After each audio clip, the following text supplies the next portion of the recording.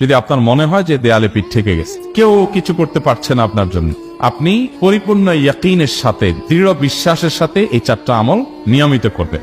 সকল পেরেশানি থেকে, সকল টেনশন থেকে বের হওয়ার পথ আল্লাহ তাআলা অলৌকিক ভাবে তার জন্য আবিষ্কার করে দিবেন ইনশাআল্লাহ।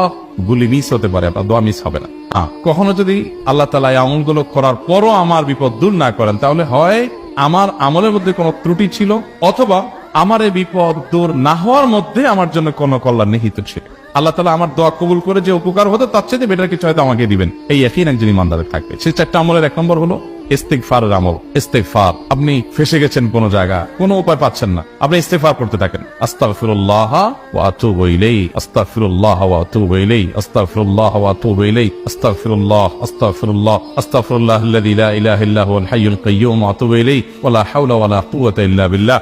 اللهم انت ربي لا اله الا انت خلقتني وانا عبدك وانا على عهدك ووعدك ما استطعت اعوذ بك من شر ما صنعت ابو لك بنعمتك علي وابو لك بذنبي فاغفر لي فانه لا يغفر الذنوب الا انت। সাইয়্যিদুল ইস্তিগফার। এই মহব্বতের সাথে নিজেকে, নিজের পাপ অপরাধগুলোর কথা স্মরণ করে আল্লাহর কাছে মাফ চাইতে থাক, পেরেশানি দূর হবে ইনশাআল্লাহ। 1 নাম্বার 2, দুরূদ।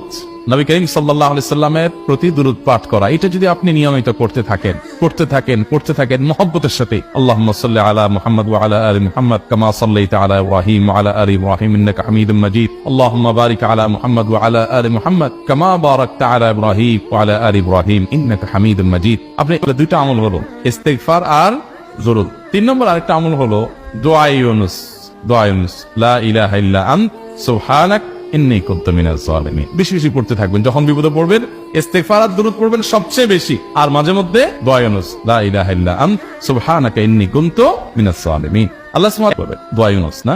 4 নম্বর আমল হলো ইয়া যাল জালালি ওয়াল ইকরাম।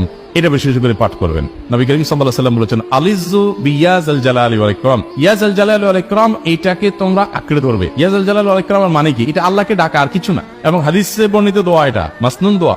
ইয়া যাল জালালি ওয়াল ইকরাম মানে হে মহা ক্ষমতার অধিকারী, প্রতাপশালী এবং সম্মানের মালিক। এটা বলার মানে হলো আল্লাহর কাছে নিবেদন করা, যেহেতু আপনার প্রতাপ আছে, আপনার জালাল আছে, আপনার বড়ত্ব আছে, হে বড়ত্বের অধিকারী এবং হে সম্মানের অধিকারী, আপনার যদি এটা আছে, অতএব হে আল্লাহ আপনি আমাকে এটা দান করুন, আপনার সেখান থেকে আমার প্রতি রহম করুন, আপনার সেখান থেকে আমাকে, আপনার বড়ত্ব থেকে আমাকে আপনি হেফাজত করুন, আপনার একরাম থেকে আমাকে আপনি আমাকে গ্রহণ করুন।